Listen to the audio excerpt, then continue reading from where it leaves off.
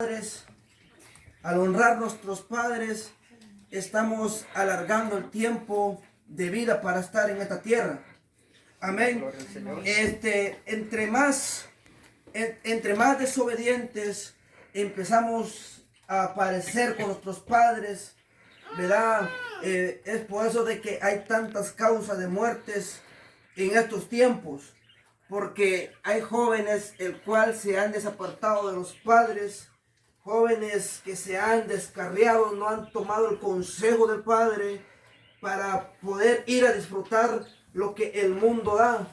Y eso es a lo que el pasaje nos enseña, de que al honrar a nuestros padres vamos apuntando más días de nuestra vida. Pero a la hora de entrar en la desobediencia hacia nuestros padres, empezamos a cortar nuestra vida. Es decir, la palabra dice que la paga del pecado es muerte. En el momento que nosotros entramos en juventud, empezamos a reconocer que es pecado. Empezamos a entrar en los deseos del mundo, en lo que el mundo empieza a ofrecernos desde una edad, probablemente 14, 15, 16, ya es una edad donde el mundo empieza a ofrecer un montón de deseos, de pecados. Entonces, ¿qué es lo que yo empezaba a hacer referencia a este versículo? Es de que también, como voy a hablar un poco como padre, ¿verdad? Pero no lo soy, pero voy a camino a padre. Muy pronto. Pero voy a dar también la vivencia que yo he tenido en mi niñez, como mis padres también me han educado, como mis padres me han creado. Y así mismo dar también un testimonio de lo cual yo he vivido desde niño. ¿Verdad? Porque podemos darnos cuenta, amados hermanos, desde que hay niños el cual sufren desde pequeño, pero las consecuencias a veces son de los padres. ¿Por qué? Porque a veces los padres no hemos entrado en el camino verdadero para poder venir y instruir a nuestros hijos al camino correcto, ¿verdad? Hay padres que quizás ya tienen unos 30 años y no han entrado en el evangelio.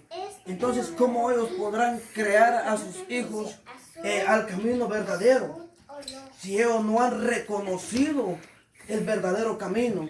Porque la cabeza del hogar dice que es el padre.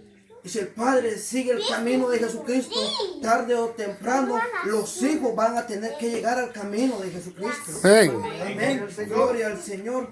Entonces, es decir, que en mi vida, yo me recuerdo que desde muy pequeño, mis padres iban encima de mí.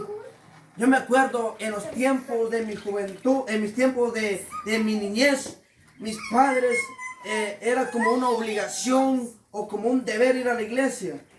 Que cuando yo no iba, mi mamá solo me amenazaba. Pero a la hora de decir, cuando venga tu papá, se lo digo, y ya estaba ahí sentado con papá dándole la queja. Y mi papá era uno de esos, como los viejitos de antes, de que agarraba lo que él tenía ahí en el sillón, o tenía enfrente, un hierro, un zapato, manguera, lo que él tuviese. Pero por causa de no ir a la iglesia, era una obligación en mi casa ir a la iglesia. Porque si yo no iba a la iglesia, yo tenía que esperar a mi papá en las horas de las noches abajo de la cama, abajo de la mesa, esconderme donde él no me miraba, porque era seguro la manguereada o los hinchazos en la espalda.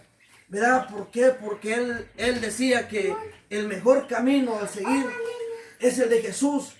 Y él decía que era el mejor camino, era el mejor camino. Y él nos insistía en leer la Biblia. Él nos ponía ahí a leer la Biblia, aunque con llantos obligados, pero él lo hacía. Pero yo ahora me doy cuenta que llega un momento de mi juventud donde yo me descarrío, empiezo a ver las cosas del mundo y empiezo a tomarlas. Pero llega un momento en mi mente a reflexionar el camino que mis padres me han enseñado, y es donde mi corazón retumbaba y decir: